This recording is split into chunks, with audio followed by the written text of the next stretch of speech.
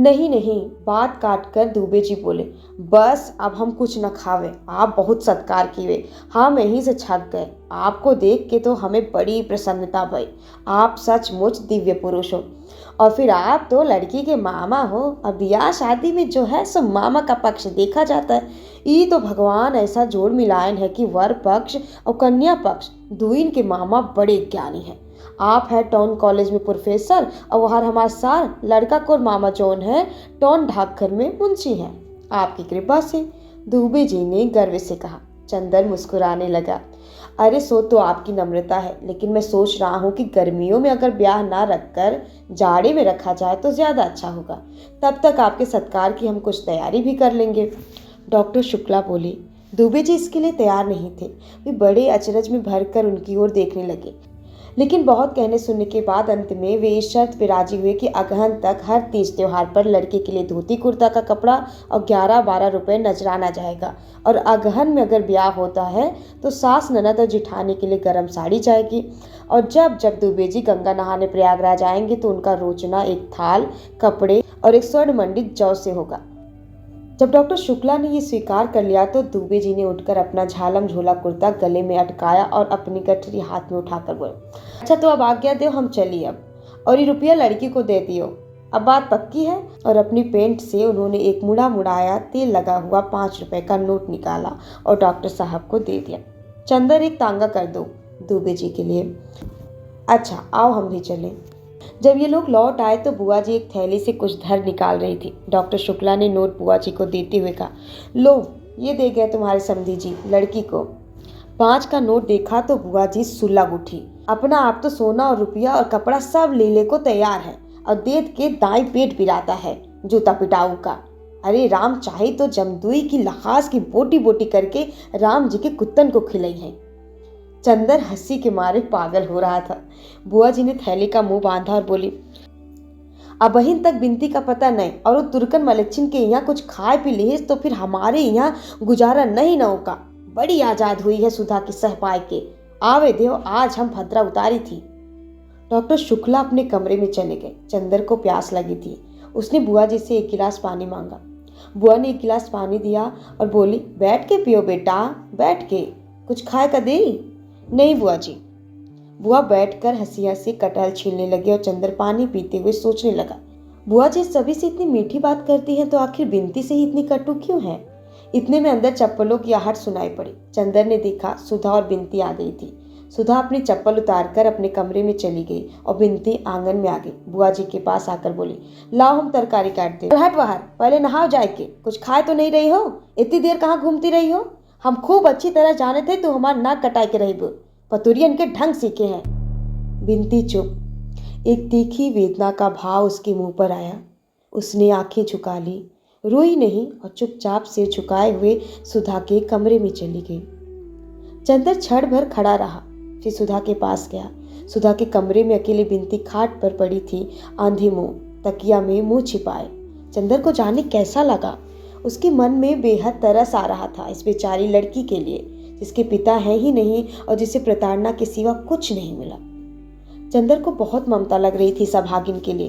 वो सोचने लगा, कितना अंतर है दोनों बहनों में। एक बचपन से ही कितने असीम दुलार, वैभव और स्नेह में पली है, और दूसरी प्रताड़ना और कितने अपमान में पली, और वो भी अपनी ही सगी माँ से जो दुनिया भर के प्रति स्नेहमयी है, अपनी लड़की को छोड़कर।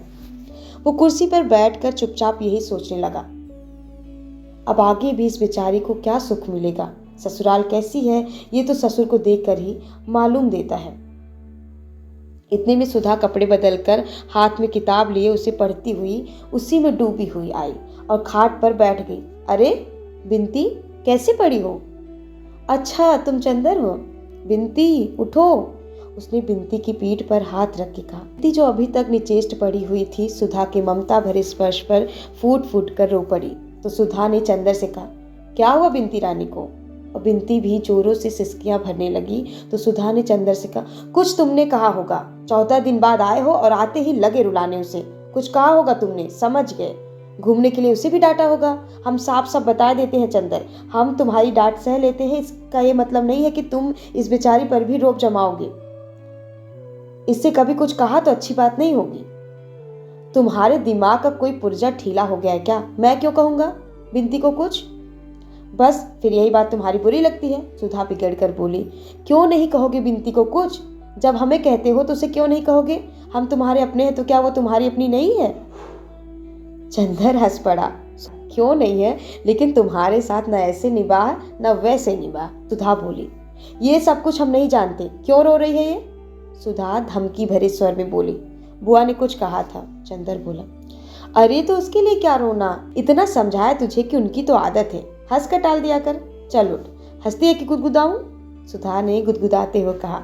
बिंती ने उसका हाथ पकड़कर झटक दिया और फिर सिसकियां भरने लगी। नहीं मानेगी तू? सुधा बोली।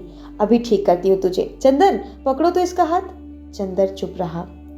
नहीं उठे? उठो, तुम इसका हाथ पकड़ लो, फिर हम इसे हंसाते हैं। सुधा ने चंदर का हाथ पकड़कर बिंती की ओर बढ़ते हुए कहा। चंदर ने अपना हाथ खींच लिया और बोला, वो तो रो रही है और तुम बजाय समझाने के उसे परेशान कर रही हो। अरे जानते हो क्यों रो रही है? अभी इसके ससुर आए थे, वो बहुत मोटे थे तो ये सोच रही कहीं वो भी मोटे हो। सुधा ने फिर उसकी गर्दन गुदगुदा के कहा। बिंती हंस पड़ी। सुधा उछल पड़ी। लो ये तो हंस पड़ी, अब रोगी? और फिर सुधा ने गुदगुदाना शुरू किया। बिंती पहले तो हंसी से लौट गई, फिर पल्ला संभालते हुए बोली, छी दीदी, वे बैठे हैं कि नहीं? और उठकर बाहर जाने लगी। कहाँ चली? सुधा ने पूछा। जा रही हूँ नहाने। बिंती पल्लू से सिर ढकते हुए चल दी। क्यों, मैंने तेरा बदन छू लिया इसलिए? सुधा हंसकर बोली। ये चंदर, वो गेसू का छोटा भाई है ना हसरत, मैंने उसे छू लिया तो फौरन उसने जाकर अपना मुंह साबुन से धोया और अम्मी जान से बोला मेरा मुंह जूठा हो गया।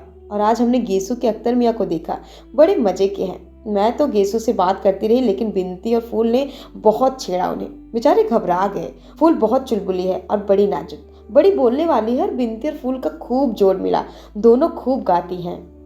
बिंती गाती भी है? चंदर ने पूछा। हमने तो रोते ही देखा। अरे बहुत अच्छा गाती है, इसने एक गांव का गाना बहुत अच्छा गाया था। अरे देखो, ये सब बताने में हम तो तुम पर गुस्सा होना भूल ही गए। कहाँ रहे 4 रोज? बोलो, बताओ जल्दी से। व्यस्त थे सुधा, अब थीसिस 3 हिस्सा लिख गई। इधर हम लगातार 5 घंटे से बैठकर लिखते हैं। चंदर बोला। 5 घंटे? सुधा बोली। दूध आजकल पीते हो कि नहीं? हाँ, 3 गाय खरीद ली है। चंदर बोला। नहीं, मजाक नहीं, कुछ खाते पीते रहना, कहीं तबीयत खराब हुई तो हमारा इम्तिहान है। पड़े पड़े मक्खी मारोगे और हम देखने भी नहीं आ सकेंगे। अब कितना कोर्स बाकी है तुम्हारा? कोर्स तो खत्म था हमारा, कुछ कठिनाइयां थी जो पिछले 2-3 हफ्ते में मास्टर साहब ने बता दी थी, अब दोहराना है। लेकिन बिंती का इम्तिहान मई में है, उसे भी तो पढ़ना है। अच्छा, अब चले हम? अरे बैठो, फिर जाने कई दिन बाद आओगे। आज बुआ तो चली जाएंगी, फिर कल से यहीं पढ़ो ना।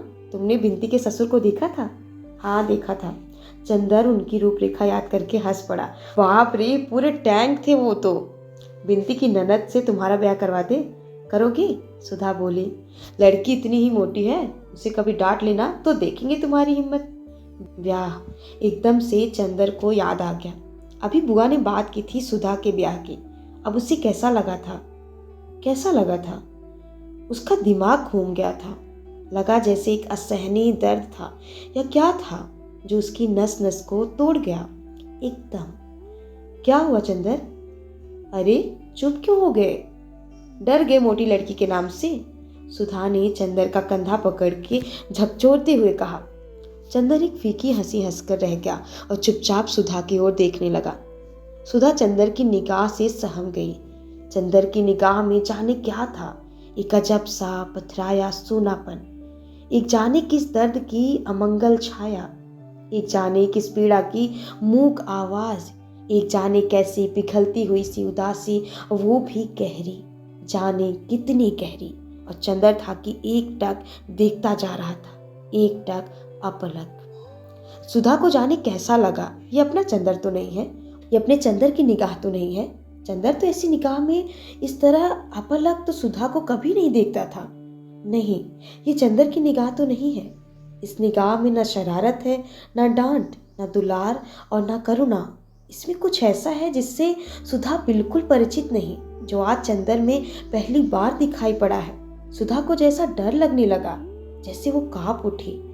नहीं, ये कोई दूसरा चंदर है जो उसे इस तरह देख रहा है। ये कोई अपरिचित है, कोई अजनबी। किसी दूसरे देश का कोई व्यक्ति जो सुधा को चंदर, चंदर, तुम्हें क्या हो गया? सुधा की आवाज मारे डर के कांप रही थी। उसका मुंह पीला पड़ गया था, उसकी सांसें बैठने लगी थी। चंदर! और जब उसका कुछ बचना चला तो उसकी आंखों में आंसू छलक आए। हाथों पर एक गरम गरम बूंद आकर पड़ते ही चंदर चौंक गया। अरे सुधी, रो मत। नहीं पगली, हमारी तबीयत कुछ ठीक नहीं है, एक गिलास पानी तो ले आओ। सुधा अब भी कांप रही थी। चंदर की आवाज में अभी भी वो मुलायमियत नहीं आ पाई थी। वो पानी लाने के लिए उठी। नहीं, तुम कहीं जाओ मत, तुम बैठो यहीं। उसने उसकी हथेली अपने माथे पर रखकर जोर से अपने हाथों में दबा ली और कहा, सुधा। क्यों चंदर? कुछ नहीं। चंदर ने आवाज दी, लेकिन लगता था वो आवाज चंदर की नहीं थी, न जाने कहां से आ रही थी। क्या सिर में दर्द है? बिंती, एक गिलास पानी लाओ जल्दी से, सुधा ने आवाज दी। चंदर जैसे पहले सा हो गया। अरे अभी मुझे क्या हो गया था? तुम क्या बात कर रही थी सुधा? पता नहीं तुम्हें अभी क्या हो गया था, सुधा ने घबराई हुई गौरैयों की तरह सहम कर कहा। चंदर स्वस्थ हो गया था। कुछ नहीं सुधा, मैं ठीक हूँ। मैं तो यूं ही तुम्हें परेशान करने के लिए चुप था, उसने हंसकर कहा। हाँ चलो रहने दो, तुम्हारे सिर में दर्द है जरूर से, सुधा बोली। बिंती पानी लेकर आ गई थी। लो पानी पियो। नहीं, हमें कुछ नहीं चाहिए, चंदर बोला। बिंती जरा पेन बाम ले आओ, सुधा ने गिलास जबरदस्ती उसके मुंह से लगाते हुए कहा। बिंती पेन बाम लेके आई थी। बिंती तू जरा लगा दे इनके। अरे खड़ी क्यों है? कुर्सी के पीछे खड़ी होकर माथे पर जरा सा लगा दे हल्की हाथ से। बिंती आज्ञाकारी लड़की की तरह आगे बढ़ी, लेकिन फिर हिचक गई। किसी अजनबी लड़की के माथे पर कैसे पिन बाम लगा दे? चलती है, अभी काट के गाड़ देंगे यही, मोटकी कहीं की। खा खाकर मुटानी है, जरा सा काम नहीं होता। बिंती ने हार कर पिन बाम लगाया। चंदर ने उसका हाथ हटा दिया तो सुधा ने बिंती के हाथ से पिन बाम लेकर कहा, आओ हम लगा दें। बिंती पिन बाम देकर चली गई तो चंदर बोला, अब बताओ क्या बात कर रही थी? हाँ, बिंती के ब्याह की। ये उनके ससुर तो बहुत ही भद्दे मालूम पड़ रहे थे। क्या देखकर ब्याह कर रही हो तुम लोग? पता नहीं क्या देखकर ब्याह कर रही है बुआ। असल में बुआ पता नहीं क्यों बिंती से इतनी चिढ़ती है। वो तो चाहती है कि किसी तरह बोझ टले सिर से। लेकिन चंदर, ये बिंती बड़ी खुश है, ये तो चाहती है किसी तरह जल्दी से ब्याह हो, सुधा मुस्कुराते हुए बोली। अच्छा, ये खुद ब्याह करना चाहती है? चंदर ने ताज्जुब से पूछा। और क्या, अपने ससुर की खूब सेवा कर रही थी सुबह। बल्कि पापा तो कह रहे थे अभी ये बीए कर ले तब ब्याह करें। हमसे पापा ने कहा इससे पूछने को। हमने पूछा तो कहने लगी बीए करके भी वो क्या करेगी, बेकार टालने से क्या फायदा। फिर पापा हमसे बोले कि कुछ वजहों से अगहन में ब्याह होगा, तो बड़े ताज्जुब से बोली, अगहन में? सुधे, तुम जानती हो अगहन में उसका ब्याह क्यों टल रहा है? पहले तुम्हारा ब्याह होगा। चंदर हंस के बोला।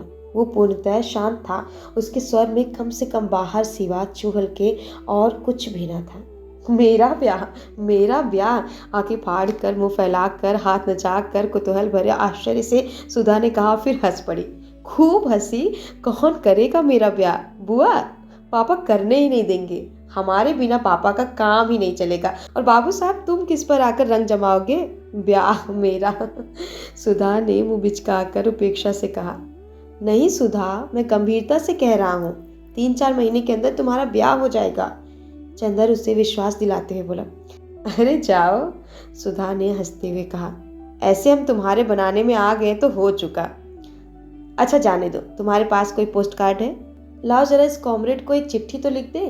चंदर बात बदल कर बोला। पता नहीं क्यों इस विषय की बात के चलने में उसे कैसा लगता था। कौन कॉमरेड? सुधा ने पूछा। तुम भी कम्युनिस्ट हो गए क्या? नहीं जी, वो बरेली का सोशलिस्ट लड़का कैलाश, जिसने झगड़े में हम लोगों की जान बचाई थी। हमने तुम्हें बताया नहीं था सबके साथ झगड़े का, जब हम और पापा बाहर गए थे? हाँ हाँ बताया था। उसे जरूर खत लिख दो, सुधा ने पोस्ट कार्ड देते हुए कहा। तुम्हें पता मालूम है? चंदर जब पोस्ट कार्ड लिख रहा था तो सुधा ने कहा, सुनो, उसे लिख देना कि पापा की सुधा पापा की जान बचाने के लिए आपकी बहुत कृतज्ञ है, और कभी अगर हो सके तो आप इलाहाबाद जरूर आइए। लिख दिया? हाँ, चंदर ने पोस्ट कार्ड जेब में रखते हुए कहा। चंदर, हम भी सोशलिस्ट पार्टी के मेंबर होंगे, सुधा ने मचलते हुए कहा। चलो, अब तुम्हें नई सनक सवार हुई है। तुम क्या समझ रही हो सोशलिस्ट पार्टी को? राजनीतिक पार्टी है वो। ये मत करना कि सोशलिस्ट पार्टी में जाओ और लौट कर आओ तो पापा से कहो, अरे हम तो समझी पार्टी है, वहाँ चाय पानी मिलेगा, वहाँ तो सब लोग लेक्चर देते हैं। धत, हम कोई बेवकूफ़ है क्या? नहीं, तुम तो बुद्धि सागर हो, लेकिन लड़कियों की राजनीतिक बुद्धि कुछ ऐसी ही होती है। चंदर बोला। अच्छा रहने दो, लड़कियां ना हो तो काम ही ना चले। सुधा ने कहा। अच्छा सुधा, आज कुछ रुपए दोगी? हमारे पास पैसे खत्म है और सिनेमा देखना है जरा। चंदर ने बहुत दुलार से कहा। हाँ हाँ जरूर देंगे, मतलबी कहीं के। सुधा बोली। अभी अभी तुम लड़कियों की बुराई कर रहे थे ना, तो तुम उन लड़कियों में से थोड़ी हो, तुम तो हमारी सुधा हो, सुधा महान। सुधा पिघल गई। अच्छा कितना लोगे? अपनी पॉकेट में से 5 रुपए का नोट निकाल कर बोली। इससे कम चल जाएगा? हाँ हाँ, आज जरा सोच रहे हैं पम्मी के यहाँ जाए, तब सेकंड शो जाए। पम्मी रानी के यहाँ जाओगे? समझ गए, तभी तुमने चाचा जी से ब्याह करने से इनकार कर दिया। लेकिन पम्मी तुमसे 3 साल बड़ी है, लोग क्या कहेंगे? सुधा ने छेड़ा। ओह तो क्या हुआ जी, सब यूं ही चलता है। चंदर हंसकर टाल गया। तो फिर खाना यही खाओ और कार लेते जाओ, सुधा ने कहा। मगाओ, चंदर ने पलंग पर पैर फैलाते हुए कहा। खाना आ गया। अब जब तक चंदर खाता रहा, सुधा सामने बैठी रही और बिनती दौड़ दौड़ कर पूड़ी लाती रही। जब चंदर पम्मी के बंगले पर पहुंचा तो शाम होने में देर नहीं थी, लेकिन अभी फर्स्ट शो शुरू होने में देरी थी। पम्मी गुलाबों के बीच में टहल रही थी और बर्टी एक अच्छा सा सूट पहने लॉन पर बैठा था और घुटने पर ठुट्ठी रखे कुछ सोच रहा था।